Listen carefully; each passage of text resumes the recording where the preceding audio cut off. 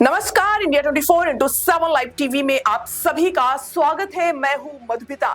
एक समय था जब चीन दुनिया का सबसे ज्यादा आबादी वाला देश था, लेकिन अब देश में हालात ऐसे बन गए हैं कि चीन लगातार अपनी जन्म दर को सुधारने में लगा हुआ है। देश में बुजुर्ग बढ़ रहे हैं, वहीं जन्म दर घटता जा रहा है। साल 2025 में जन्म दर अब तक के सबसे निचले स्तर पर पहुंच गया। लगातार चौथे साल देश की आबादी घटी है, जिससे ये साफ हो गया है कि चीन एक बड़ी जनसंख्या संकट की ओर बढ़ रहा है, जिसका असर आने वाले कई सालों तक सीधे उसकी अर्थव्यवस्था पर पड़ सकता है। चीन कई सालों तक दुनिया का सबसे बड़ी आबादी वाला देश रहा। फिर देश ने आबादी पर कंट्रोल करने के लिए एक बच्चा नीति लागू की, जो कई सालों तक सख्ती से लागू भी की गई, लेकिन फिर धीरे धीरे जन्म दर घटने लगा। इसी के चलते अब इसको खत्म कर दिया गया। इसके उलट अब युवाओं को ज्यादा बच्चे पैदा करने के लिए मनाने की कोशिश की जा रही है।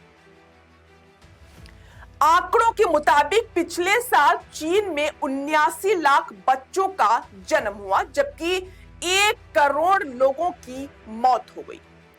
इससे देश की कुल आबादी में 33 लाख की गिरावट दर्ज की गई। 2025 में चीन की आबादी करीब 1 अरब 4 करोड़ रही, जो अब भी भारत के बाद दुनिया में दूसरी सबसे बड़ी आबादी है। चीन में बदलती जनसंख्या की संरचना को एक चेतावनी के रूप में देखा जा रहा है।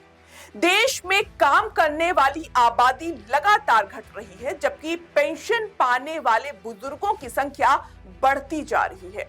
इसका सीधा असर अर्थव्यवस्था और भविष्य की योजनाओं पर पड़ सकता है। कई सालों तक लागू रही सख्त एक बच्चा नीति, जिसे 2016 में खत्म कर दिया गया, चीन में उन रुझानों को और तेज कर दिया गया जो जापान और दक्षिण कोरिया जैसे देशों में पहले से दिख रहे हैं। इनमें कम होती जन्म दर, बढ़ती शिक्षा, शादी को लेकर बदलती सोच, तेज शहरीकरण और बच्चों की परवरिश का बढ़ता खर्च शामिल है, जिसके चलते अब लोग बच्चे पैदा करने से बच रहे हैं। कई विश्लेषकों को लगता है कि गिरती जन्म दर को रोकना बेहद ही मुश्किल होगा। इसके वजह युवाओं को नौकरी ना मिलना, बच्चों की परवरिश का ज्यादा खर्च और महिलाओं पर बच्चों की जिम्मेदारी का बोझ है, जो उन्हें परिवार बढ़ाने से रोकता है। आंकड़ों के मुताबिक 2025 में चीन में 60 साल से ऊपर के लोगों की संख्या 32 करोड़ तक पहुंच गई, जो कुल आबादी का 23% है। ये 2024 के मुकाबले 1% ज्यादा रहा, यानी चीन की आबादी तेजी से बूढ़ी हो रही है। अनुमान के मुताबिक साल 2100 तक चीन के करीब आधी आबादी 60 साल से ज्यादा उम्र की हो सकती है।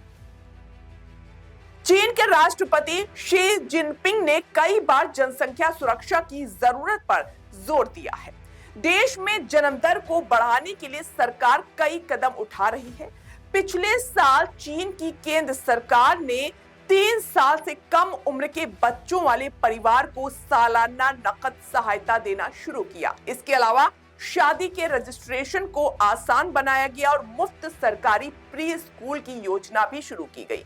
स्थानीय सरकारें भी जन्म दर बढ़ाने के लिए टैक्स में छूट, घर खरीदने या किराए पर लेने में मदद, नगद प्रोत्साहन और लंबी मैटरनिटी लीव जैसी योजनाएं चल रही हैं। विशेषज्ञों का मानना है कि आने वाले इस समय में सरकार जन्म और शादी को बढ़ावा देने के लिए और नीतियां ला सकती है। कम होते बच्चों का असर तुरंत अर्थव्यवस्था पर भी पड़ सकता है। अमेरिका की यूनिवर्सिटी ऑफ विस्कॉन्सिन मेडिसिन के जनसंख्या विशेषज्ञ ई फुशियान के मुताबिक बच्चे सबसे बड़े उपभोक्ता होते हैं।